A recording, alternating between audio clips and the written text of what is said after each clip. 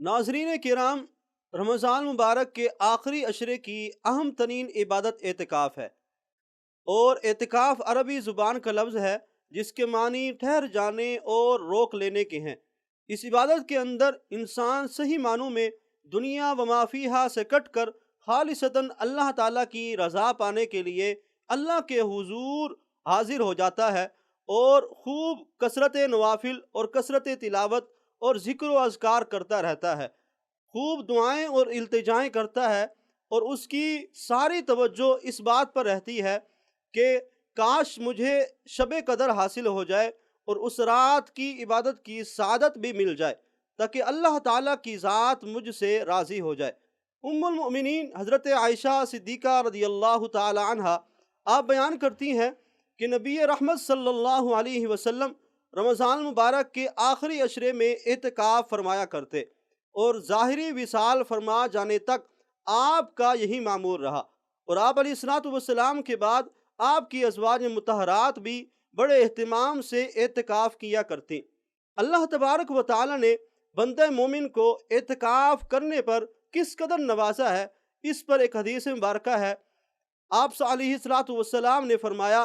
جو شخص اللہ تعالیٰ کی رضا کے لیے اعتکاف میں بیٹھتا ہے تو اللہ تبارک و تعالیٰ اس کے اور جہنم کے درمیان 3 خندقوں کی آڑ بنا دیتا ہے، اور ہر خندق کی مسافت زمین و آسمان کے درمیانی مسافت سے بھی زیادہ چوڑی ہے۔ عزیزان گرامی، اللہ تبارک و تعالیٰ نے اعتکاف کرنے والے کو کس قدر نوازا ہے آپ نے سنا، اور رب تعالیٰ اعتکاف کرنے والے پر کس قدر مہربان ہوتا ہے، کس قدر اس پر اپنی رحمت کے پھول نچھاور کرتا ہے،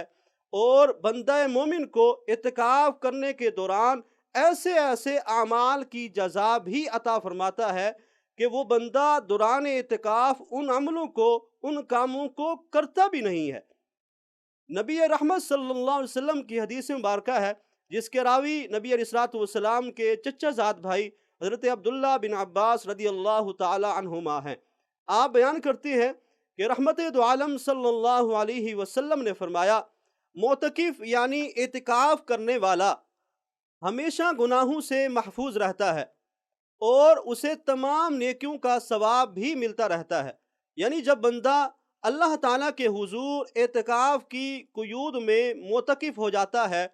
تو وہ اگرچہ خوب کثرت تلاوت، خوب کثرت نوافل اور باقی ذکر و اذکار سے خوب نیکیاں کماتا ہے، لیکن اس کے باوجود وہ بہت بڑے نیکیوں والے کاموں سے محروم بھی ہو جاتا ہے۔ مثال کے طور پر اعتکاف کے دوران بیماروں کی عیادت اور ان کی خدمت نہ کر سکنا، کسی لاچار یتیم اور بیوہ کی مدد نہ کر سکنا، اور کسی جنازے میں شرکت نہ کر سکنا، یہ ایسے کام ہیں کہ اگر بندہ اللہ تعالیٰ کی رضا اور خلوص نیت سے کرے تو بہت بڑے اجر کا وہ مستحق ہو سکتا ہے۔ اسی طرح کسی میت کو وہ غسل نہیں دے سکتا، اور میت کے ساتھ قبرستان کی طرف جا بھی نہیں سکتا، اور یہ وہ کام ہے کہ جن کے کرنے پر اللہ تبارک و تعالی بندہ مومن کو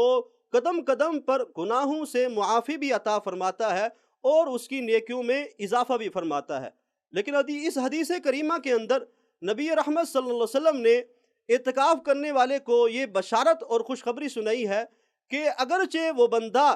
اعتکاف کی وجہ سے ان نیکیوں سے محروم ہو جاتا ہے، لیکن اس کے باوجود اللہ تبارک و تعالی اعتکاف کرنے والے کو ان تمام نیکیوں کا ثواب بہت بڑے اجر کی شکل میں عطا فرماتا ہے۔ اللہ کریم ہمیں اعتکاف کی سعادت عطا فرمائے۔